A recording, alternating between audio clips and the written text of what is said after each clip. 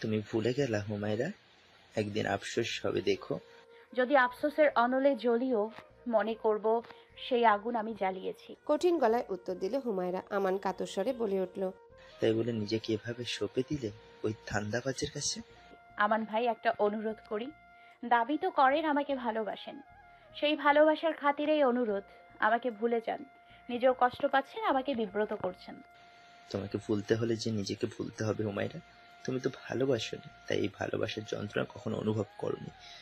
যেদিন কাউকে অন্তঃস্থল দিয়ে ভালোবাসবে, তখন বুঝবে এই বিচ্ছেদের কি অসহনীয় ব্যথা। হুমায়রা স্তব্ধ দাঁড়িয়ে রইল। ঠিক তখনই ছাদের দরজায় বেশ জোরে শব্দ হলো। আটকে উঠল হুমায়রা।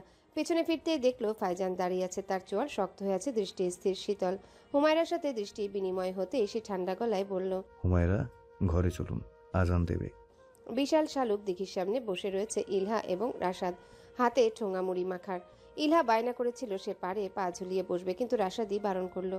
তাই অন্য বটগাছের নিচে তাদের বসতে হলো। দিঘির ঠিক বিপরীতে সূর্য অস্তযানে যাত্রারত। ইলহা খোলা ঢেউ খোলানো চুল উড়ছে, চশমার আড়ালে কাজল নেয়ন অপলক চেয়ে আছে ঘাসফুলের দিকে। কিছু হাতের মুঠোতে নিয়ে রাশাদের সামনেও ধরল। রাশাদ শুধালো, মন ভালো হয়েছে? আমার মন খারাপ কে বলেছে আপনাকে? মন খারাপ ছিল না? ইলহা মলিন হেসে বলল, জানি না, পাথর হয়ে গেছি নাকি সইতে সইতে দুঃখ আর এখন আমাকে কাবু করে না। আচ্ছা, আপনার বান্ধবী কি বললেন? কবে যাবেন আপনি? থারিয়ে দিচ্ছেন? বিদ্রুপের স্বরে শুধালো ইলহা। রাশাদ সাথে সাথেই উত্তর দিল, না তো, সেটা কখন বললাম? বলেনি, কিন্তু একটা অপরিচিত মানুষকে নিজের বাসায় আশ্রয় দেওয়াটাও তো সহজ নয়, বোঝাই বলা যায়। আসলেই আমার বান্ধবী আমাকে ওর বাসায় আশ্রয় দেবে না জানিয়েছে, কারণ আমার বাবা তাকে হুমকি দিয়েছেন। আমি জানি না নাতি সাহেব আমার জন্য কী ভবিষ্যৎ অপেক্ষা করছে। কিছু বেসরকারি হাসপাতালে সিভি দিয়েছি, কিন্তু কোনো উত্তর আসেনি। তাই আপনার ঘাড় থেকে কবে নামবো বুঝছি না। চিন্তা করবেন না, একটা ব্যবস্থা করে নেব। আপনি আমার ঘাড়ে বসে আছেন, এই কথাটি কে বলেছে আপনাকে? কঠিন স্বরে শুধালো রাশাদ। ইলহা হেসে বলল, রাগ করলেন নাতি সাহেব? একটা কথা মাথায় রাখবেন ইলহা, আমার কাছে আপনি কখনোই বোঝা নন। আমি কখনোই আপনাকে তাড়িয়ে দিব না। রাশাদ খুব শান্তভাবে কথাটা বলল, কিন্তু ইলহার পৃথিবীটা যেন থমকে গেল। প্রথম মনে হলো সেও একজন মানুষ, যাকে কেউ অন্তত বোঝা ভাবে না। হৃদযন্ত্রের স্পন্দন বাড়ল খানিকটা। অস্তগামী সূর্যের লালচে আভায় মুহূর্তটি যেন আরও মুগ্ধকর মনে হলো। না, ও মুহূর্তটি নয়, মানুষটি, শুধুই সামনে বসা মানুষটি মনোমুগ্ধকর। ইলহা মন্ত্রমুগ্ধের মতো চেয়ে রইল রাশাদের পানে। ঠোঁটের কোণে জমল মিষ্টি হাসি। শরীফা ভীষণ ব্যস্ত। বৌভাতের সকল কিছু সে নিজেই দেখরেখ করছে, একমাত্র ছেলের বৌভাত, তাই কোনো ভুল ত্রুটি কাম্য নয়। হুমায়রাকে ডেকে এনেছে শাড়ি পছন্দের জন্যে। হুমায়রার একটা নীল শাড়ি বেশ পছন্দ হলো। শরীফাও তার পছন্দকে প্রাধান্য দিল। এর মাঝে ঘরে প্রবেশ করলো ফাইজান। শান্ত স্বরে বলল, মা, আমরা কাল বাড়ি ফিরছি। ফাইজানের কথাটি ফ্যান বন্ধ বদ্ধ ঘরে আন্দোলিত হলো। ছন্দপতন হলো যেন শরীফার সকল পরিকল্পনার মাঝে। হতবাক নয়নে চাইল সে, কিঞ্চিত রাগান্বিত স্বরে বলল, ফাইজলামের একটা সীমা থাকা উচিত। আমি ফাজলামি কোনোদিন করেছি বলে মনে পড়ছে না, তাই এই অভিযোগটা খারিজ করো। রাখো তোমার ঢং, বউ ভাতের আগে কোথাও নড়ছি না আমি। মা নির্বাচনের ডেট দিয়েছে, আমাকে যেতে হবে। সামনেই মনোনয়নের ঘোষণা হবে, তাই এখানে বসে থাকার মানে নেই। আর তোমার বউ ভাত সেটা কি প্রয়োজনীয় নয় তোমার কাছে? ফাইজান এবার অধৈর্য হলো। শরীফা চিরটা কাল এমনই জেদি। প্রায় ধৈর্যচ্যুত হয় ফাইজান অহেতুক তর্কে, কিন্তু শরীফার স্বভাব বদলাবার নয় যেন। কথায় আছে, যার হয় না নয় আর তার হবে না 90-এ। কথাটা যেন খেটে গেছে শরীফার জন্য। এবার ঈষৎ বিরক্তি নিয়ে ফাইজান বলল, বৌভাত হবে না সেটা আমি কখন বলেছি? এতটা 4 ইঞ্চি বেশি বোঝো কেন তুমি? আমি শুধু বলেছি আমরা এখানে আর থাকবো না, বৌভাত আমাদের বাসায় যেয়ে হবে। তোমাকে আমার এক রত্তি বিশ্বাস নেই। ভালো জানে বাড়ি ফিরতেই তুমি কাজ নিয়ে ব্যস্ত হবে, মনোনয়নের সময় তো ঢাকায় চলে যাবে। ফাইজান কপাল চেপে নিজেকে শান্ত করলো। বিরক্তি দমালো, ধীর স্বরে মোলায়েমভাবে বলল, বৌভাত হলেই খুশি তো তুমি? শুধু বৌভাত না, আমার তো আরো অনেক দাবি, পুরো 11 দফা।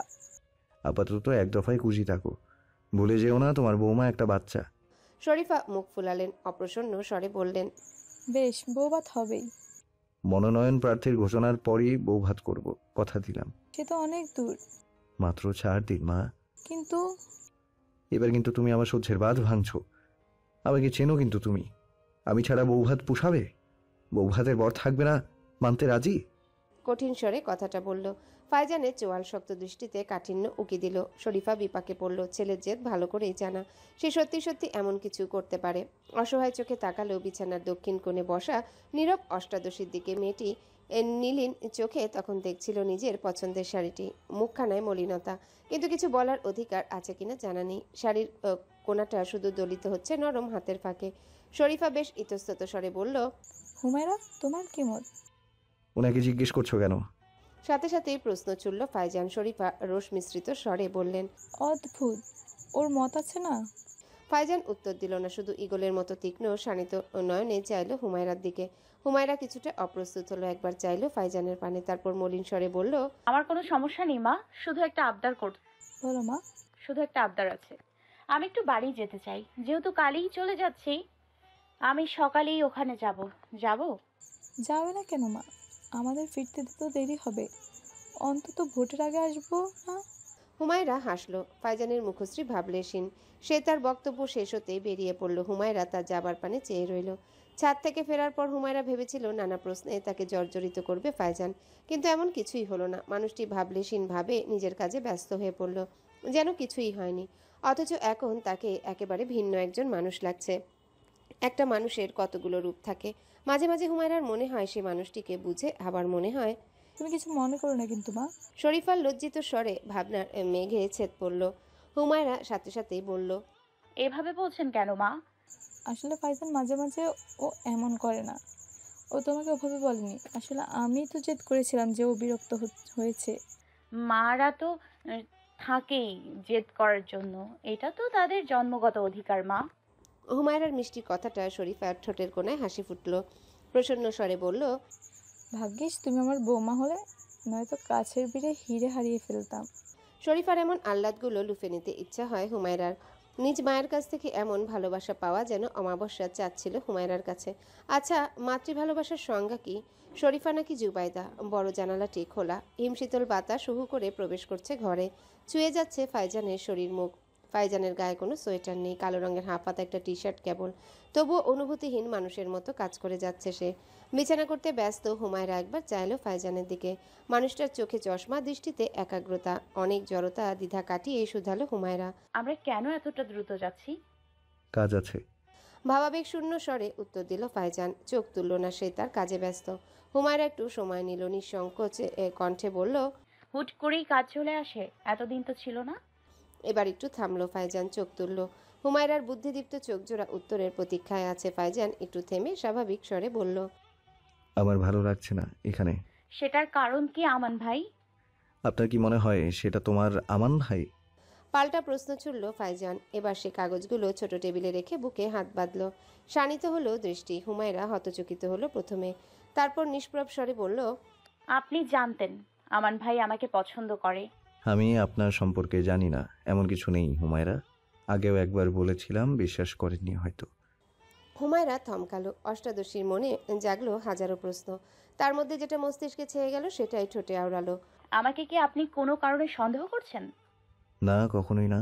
আমি আপনাকে অবিশ্বাস করছি না, কিন্তু অপর মানুষটিকে বিশ্বাস করতে পারছি না, কারণ সে হিন্টস বুঝে না। বিনা সংকোচে কথাটি বলল ফাইজান। হুমায়রা পরক্ষণে প্রশ্ন ছুড়ল, কিসের হিন্টস? ফাইজান এবার কিছুটা বিভ্রান্ত হলো, চুপ করে রইল কিছু সময়। কিশোরীর গতরাতে ফাইজানের কথাটি স্মরণ হলো হুট করে। কালকে খোপা করে রাখবেন, যাতে এই দাগটি সবাই দেখতে পারে আর বুঝতে পারে আপনি আমার সকল ভাবে বৈধ স্ত্রী। সাথে সাথে হাত চলে গেল গলার নিচের লালচে অংশটায়। অভিমান ধরা গলায় শুধালো, এটা কি তবে শুধু আমান ভাইকে দেখানোর জন্য? প্রশ্নটা যেন ঘরের নিস্তব্ধতার সাথেই মিশে গেল। ফাইজান এবারেও চুপ রইল। তাকে কিছুটা বিভ্রান্ত মনে হলো। হুমায়রা তপ্ত নিঃশ্বাস ফেলল, আর কথা বাড়ালো না সে। মৌনতা তো সম্মতির লক্ষণ, তাই আর কোনো উত্তরের অপেক্ষা করল না হুমায়রা। শুধু নিস্তব্ধতায় চির ধরল কিশোরীর সদ্য পরিস্ফুটিত কিছু স্বপ্নের। সে বিছানা গোছালো। দুই বালিশের মাঝখানে বালিশের বিশাল দেওয়াল দেখে কপালে প্রগাঢ় ভাঁজ পড়ল। ফাইজানের ভরাট স্বরে বলল, আজ আমাদের মাঝে এই দেয়াল কেন? গতকাল তো ছিল না। গতকাল আপনাকে এতটা জটিল এবং ধোঁয়াশা লাগেনি তাই। হুমায়রার কণ্ঠ যেন চুরমার করলো নীরবতা। সে শুয়ে পড়ল ফাইজানের অপেক্ষা না করে।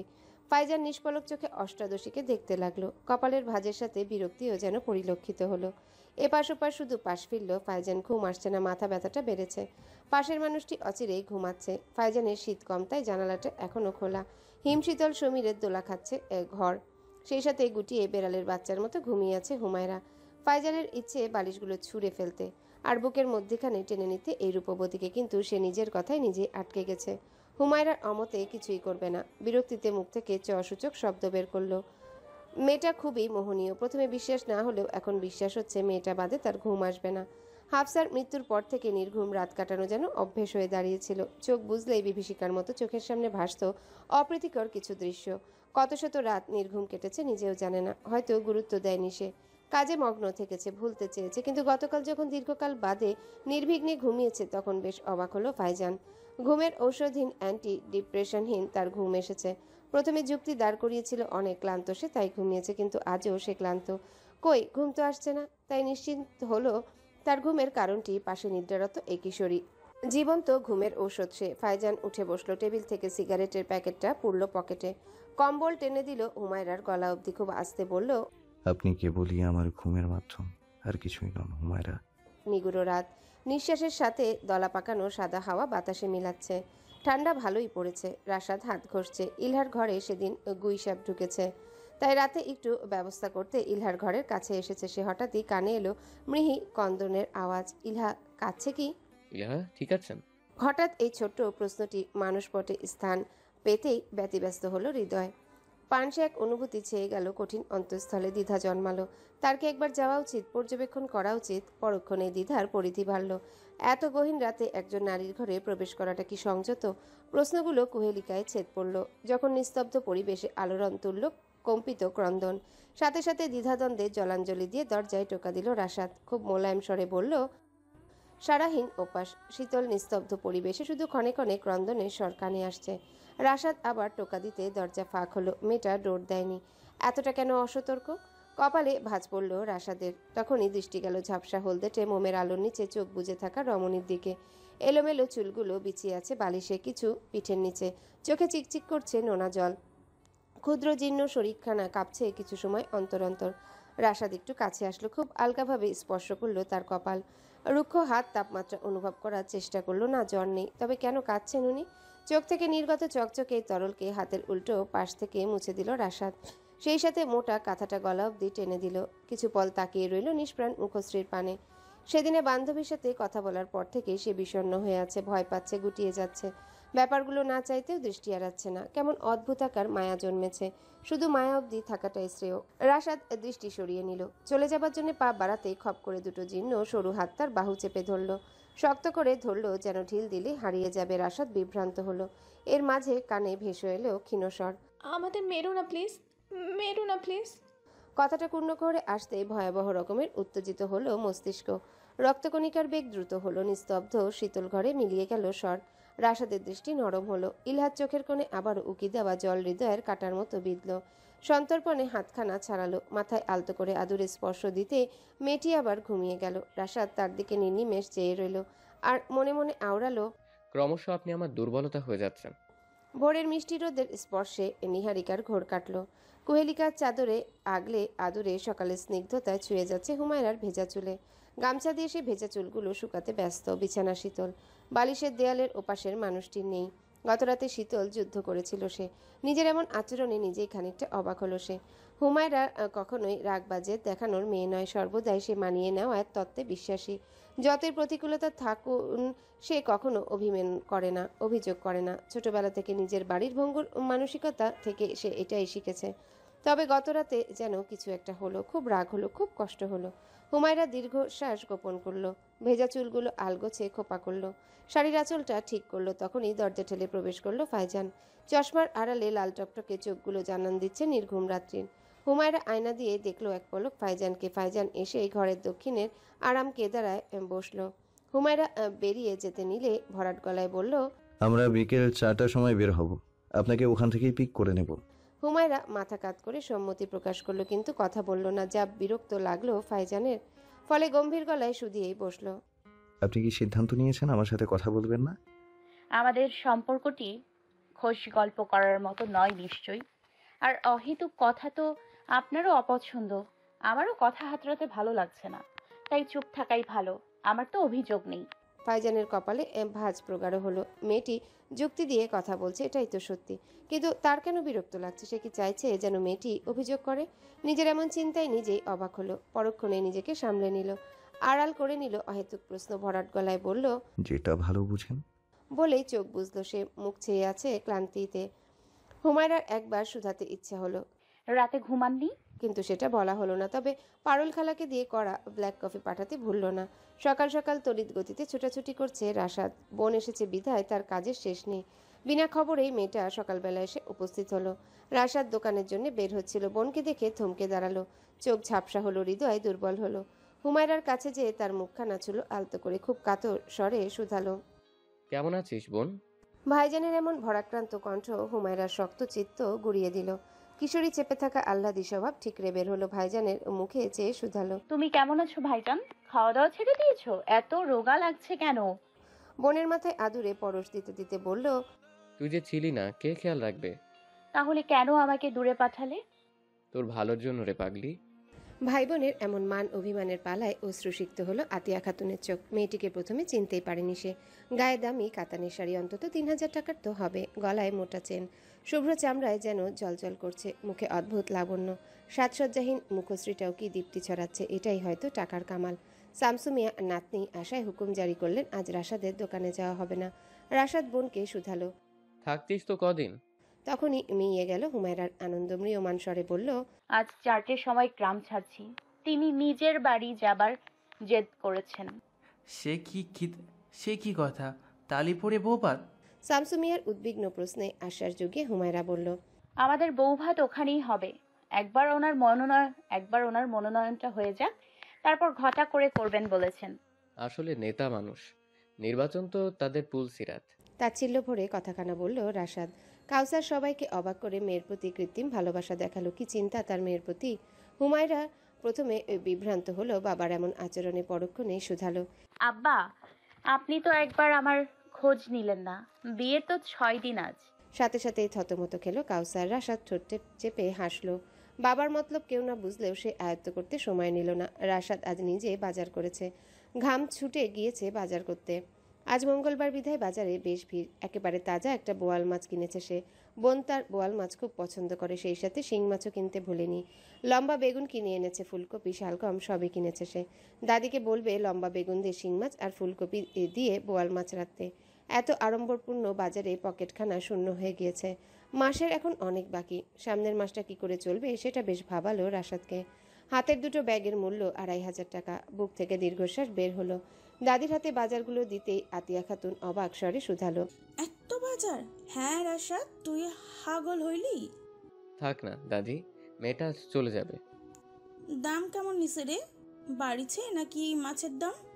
রাশাদ মলিন হেসে উত্তর দিল, মানুষ বাদে আজকের বাজারে সব কিছুরই দাম বাড়ে, শুধু মানুষই দাম খুইয়ে শূন্য হয়ে যাচ্ছে। খাওয়া দাওয়া শেষে ইলহা এবং হুমায়রা বসলো একত্রে, যেন দুই সখীর বহুকালের গল্প বাকি। ইলহা নানাবিধ প্রশ্ন করলো তাকে, এটা সেটা। উত্তর দিতে দিতে হাঁপিয়ে গেল হুমায়রা। পরে নিজেই শুধালো, বিয়ের তো 6 দিন আজ। তুমি কেমন আছো আপু? তোমার মুখখানা এত শুকনা লাগছে কেন বলো তো? আমার কি হবে, আমি ভালো আছি। সত্যি? ইলহা আর উত্তর দিতে পারল না। ভারী দীর্ঘশ্বাস বের হলো অন্তঃস্থল থেকে। হুমায়রা তখন শুধালো, তোমার বাসায় কথা হয়েছে? না, বান্ধবীকে ফোন দিয়েছিলাম, সে বারণ করলো শহরে যেতে। চাকরির কি ব্যবস্থা হলো? সেটাও এখনো দোদুল্যমান। আচ্ছা, তুমি একটু উপজেলার ক্লিনিকে চেষ্টা করো না। হ্যাঁ, বেতন কম অবশ্য। জানি না তোমাকে নেবে কিনা, তবু ক্ষতিকে একবার চেষ্টা করতে। হুমায়রার কথা মনে ধরল ইলহার। সত্যি তো এটা ভেবে দেখেনি সে। শহরের চাকরির চেয়ে বাবার আড়ালে থাকাটাই তার জন্য মঙ্গল। এর মাঝে আতিয়া খাতুনের ডাক পড়ল। পিঠে বানিয়েছে সে নাতিনের আসার খুশিতে। নাতিনের প্রিয় ভাপা পিঠে। বিকেলের কোমল রোদে উঠানে মাদুর পেতে উত্তপ্ত ভাপা পিঠের সাথে ঝোলা নলেন গুড়। আহা, শৈশবে সেই ক্ষুদ্র ক্ষুদ্র আনন্দগুলো যেন ধরা দিল হুমায়রার চোখে মুখে। ঠিকরে উঠল অকৃত্রিম সুখ। সময়ের কাঁটা যে কত দ্রুত চলে সেটাই তার প্রমাণ। একদিন এ বাড়ি তার ছিল, একান্ত তার, অথচ এখন সেই বাড়ির মেহমান, যার আপ্যায়নে ব্যস্ত সকলে। ভাপা পিঠের এক টুকরোতে কামড় বসাতে নারিকেলের মিষ্টি স্বাদ পেল সে। দাদি ভুলেনি তার নাতনির নারিকেল পুড়া ভাপা বেশি ভালো লাগে। ইলহা একটা ফুলকপির তরকারি নিল, বেশ আয়েশ করেই খেলো। মেয়েটাকে আজ অনেকটা উৎফুল্ল লাগছে। রাশাদকে নিজের দিকে চেয়ে থাকতে দেখে নিজের প্লেটটা এগিয়ে দিল সে। মিষ্টি কণ্ঠে শুধালো, খাবেন নাকি নাতি সাহেব? ফুলকপির সাথে ভাপা পিঠে মেখে খেতে কিন্তু বেশ লাগে।